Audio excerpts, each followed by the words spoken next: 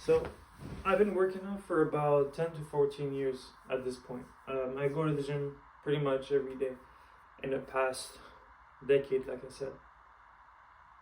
The only times that I haven't been were if I was sick, if I was injured, or something like that. And even then, that was, it was never because I didn't want to, whatever.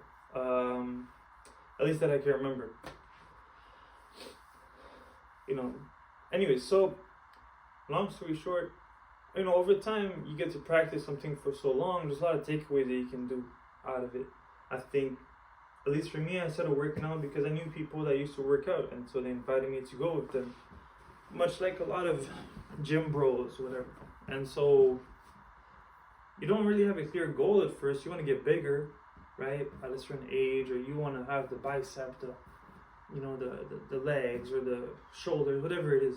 And so you aim for those things, and the place that those things have, I'll just speak for myself, the place that has in my life, or had in my life, I wasn't sure what it was, but over time, right, you start to get a little bigger, or you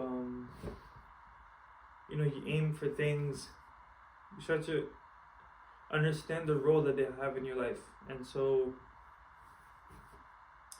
what I came to understand was that what I was looking for was actually to become stronger, and strength meant strength of character, strength of, on a physical level, and also, right, like an appeal too, like a physical appeal, for sure.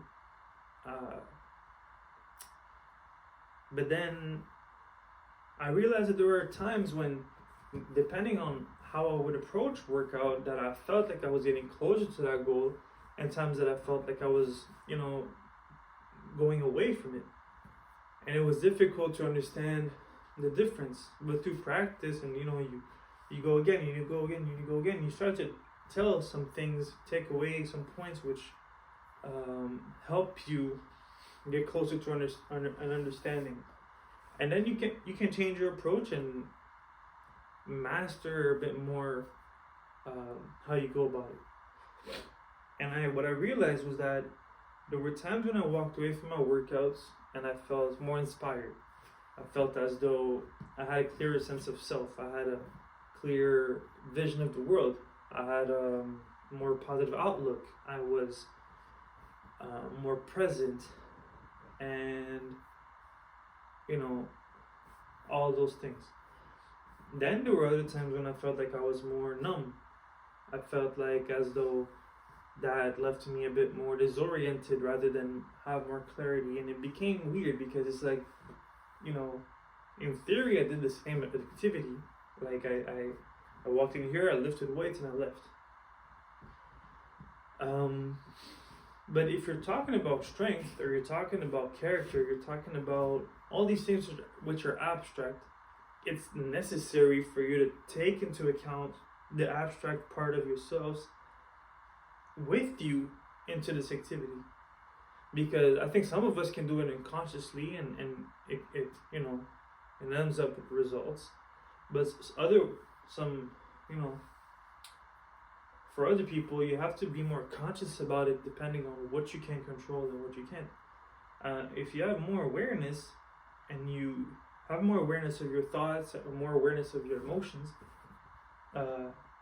it is of your duty, at least I'll speak for myself, it is of my duty to take those into account, if I want to make myself stronger. So what I've noticed was that the times when I would go and I would simply put the most weight that I could, and just lift as heavy as I could, and then walk out, in actuality wasn't the most beneficial for me into getting stronger, right?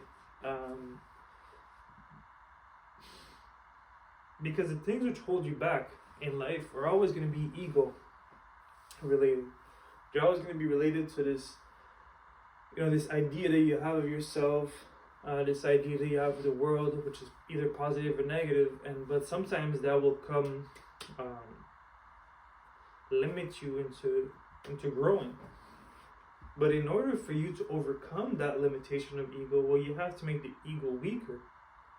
And so the mistake that I noticed is that when I would put the most weight, and I would just lift as heavy as I could, I was feeding the ego.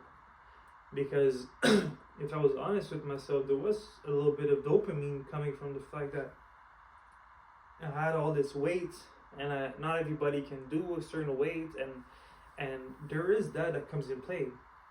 And so it's about being honest about that right there, and how that feeds the ego, which you're trying to overcome. And at that point, you can't progress on the things that really matter. If you're working against yourself. What I have noticed to work was that when I would lower the weight, let's say I would go to 50 to 60% of what I could lift, and I would go for higher reps, almost to a failure pretty much. And at that level, there's this mosquito. At that level, when I was able to push that level of intensity with a weight that a lot more people could do, right, to the 15, 20 rep range, while trying to achieve the highest intensity that I could, as far as energy, as far as my self-talk, my positive emotions, blah blah. At that moment, it was the moment where my ego was at the least advantaged points, and that's where my efforts could go towards the most effective area, which was to actually be more present and be not be distracted by the people around it, how people look at me, or and at that moment, when I would be faced with the limitations of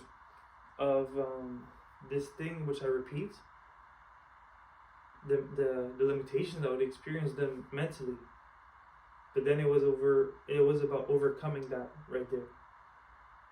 And that, when you practice it for so long, it will reappear in your life, right? When you practice and practice and practice over and over again, that when you get faced with that resistance of your ego and you overcome it, then it will reappear in life. You will actually also find yourself to be able to overcome limitations that you have of yourself, on the social aspect, on the financial aspect, on all those different things. But the main takeaway here is pretty much that, is that in a tangible way, I had to put my ego at a disadvantage. I had to do things that weren't soothing to my ego, and they were more soothing into allowing me to see or get closer to who I really am, and not be distracted by how I appear. Because, anyways, talking about ego is a whole other conversation, but so that we stay on track here, I just realized that a lot of the things I was doing before were actually doing the opposite effect. And when that shift happened is when I actually started to notice more positive outcomes towards my mental strength, towards actually becoming stronger, or having more clarity in my life, while using the same action. And it was all about the perspective that I went into those things with. It was all about the the how that I do this, not the what was I doing, right? And so yeah, I hope that makes sense. I know this is a bit more of an abstract. I mean, it's pretty abstract, but I think that if you have experience as somebody who trains, and it means, or you're watching this, it must mean that you do. It might be beneficial for you too. And so maybe the first step, like most things, is just to be aware, and not to use the weights, or not to use the things you do to be self-defeating, because I think that's a false sense of actually winning. We're not trying to dilute ourselves here. We're trying to become more of ourselves, trying to become more, to have more clarity, and then in that way you can go through life in a better way. Anyways, thank you for watching, and let me know what you think.